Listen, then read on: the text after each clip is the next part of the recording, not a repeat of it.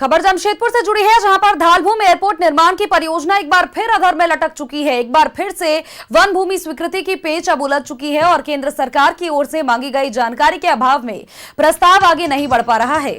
साल 2019 में एयरपोर्ट विस्तार को लेकर के भारतीय विमानपत्तन प्राधिकरण और साथ ही झारखंड सरकार के बीच एमओयू हुआ था, लेकिन आज तक ये परियोजना कागजी प्रक्रिया में आगे नहीं बढ़ पाई है। वन भूमि स्वीकृति की प्रक्रिया लंबित होने के कारण राज्य सरकार केंद्र को जवाब नहीं दे पा रही है।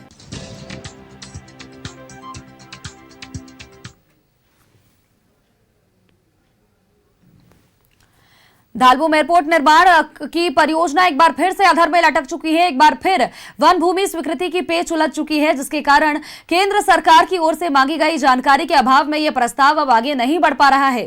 साल 2019 में एयरपोर्ट विस्तार को लेकर के भारतीय विमानपत्तन प्राधिकरण और झारखंड सरकार के बीच एमओयू हुआ था, लेकिन आज तक यह परियोजना कागजी प्रक्रिया से आगे नहीं बढ़ पाई है। वन भूमि स्वीकृति की प्रक्रिया लंबित होने के कारण राज्य सरकार केंद्र को जवाब अभी तक नहीं दे पा रही है। धालभूम एयरपोर्ट निर्माण की परियोजना एक बार फिर चूंकि अधर में लटक चुकी है, जिसका खामियाजा अब लोगों को भुगतना पड़ेगा, जनता को भुगतना पड़ेगा।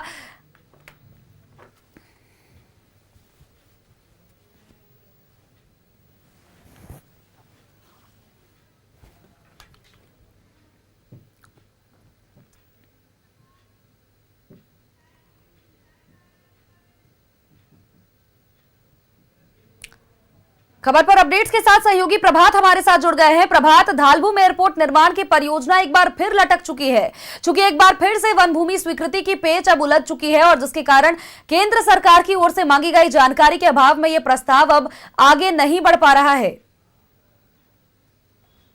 अब बिल्कुल सोनल, देखिए तत्कालीन मुख्यमंत्री रघुवर दास के कार्यकाल में इस धालभूमगढ़ एयरपोर्ट का शिलान्यास हुआ था। निश्चित तौर पर इस एयरपोर्ट को 2024 तक कंप्लीट हो जाना था, लेकिन अब 2026 हो चुके हैं। जो वन भूमि है, वन भूमि का पेच है, इसको लेकर चेंबर ने कई बार केंद्रीय उड्डयन मंत्री से मुलाकात भी की थी। जमशेदपुर के सांसद भी कई बार मुलाकात किए थे। जमशेदपुर के सांसद राज्य के मुख्यमंत्री से भी मुलाकात की। जो वन भूमि का जो अड़चन आ रहा है उसे कहीं ना कहीं दूर किया जा सके, ताकि एयरपोर्ट का निर्माण जल्द से जल्द सके। और एयरपोर्ट का निर्माण होने से प्रत्यक्ष अप्रत्यक्ष रूप से रोजगार भी बढ़ेगा और खासकर कोल्हान क्षेत्र के उद्यमियों को एक बड़ा प्लेटफॉर्म मिलता, क्योंकि रांची जाना पड़ता, अगर कहीं मुंबई दिल्ली जाना पड़ता है या फिर कोलकाता जाना पड़ता है, तो ऐसे में वो एयरपोर्ट का निर्माण फिर से एक बार पेच में नजर आ रहा है। देखिए चेंबर के कुछ लोग हैं सोनल, हम उनसे जान लेते हैं।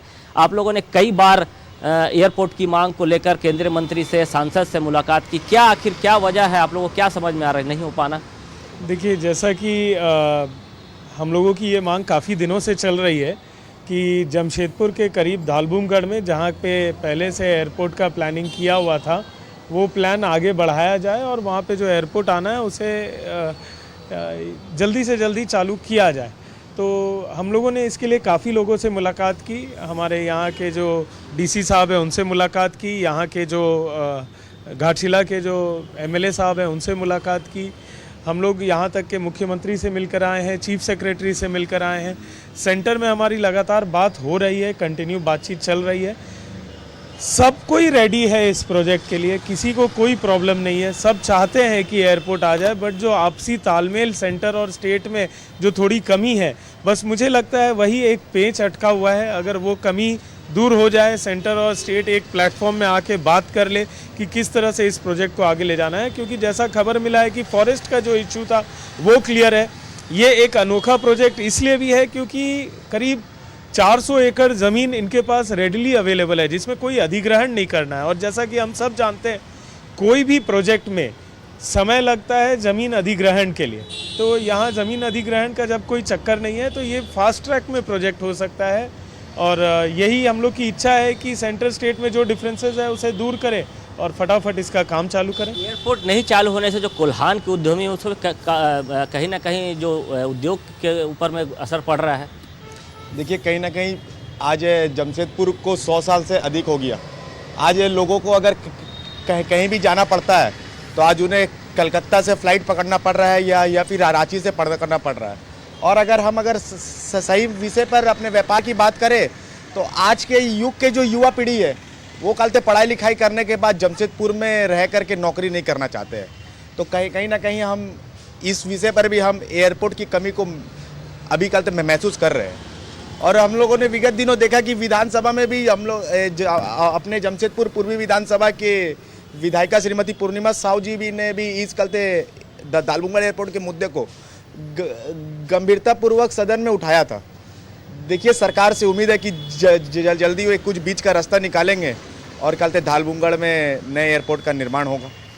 मनोज देखिए, सारे देखिए, लोग जो है माफ चेंबर- कीजिएगा प्रभात, देखिए एक बात तो इन सब चीजों को लेकर के ये स्पष्ट जरूर हो चुका है कि चाहे सरकारी प्रक्रिया आगे बढ़े ना बढ़े, कागजी प्रक्रिया आगे बढ़े ना बढ़े, लेकिन इन सभी चीजों को लेकर के खामियाजा जनता को ही भुगतना पड़ रहा है। और आज जब एयरपोर्ट का काम अधर में लटका हुआ है तो इसका भुगतान भी जनता को ही करना पड़ रहा है। नजर बनाए रखिएगा, अपडेट्स आपसे लगातार लेंगे। फिलहाल के लिए आपका बहुत बहुत शुक्रिया प्रभात।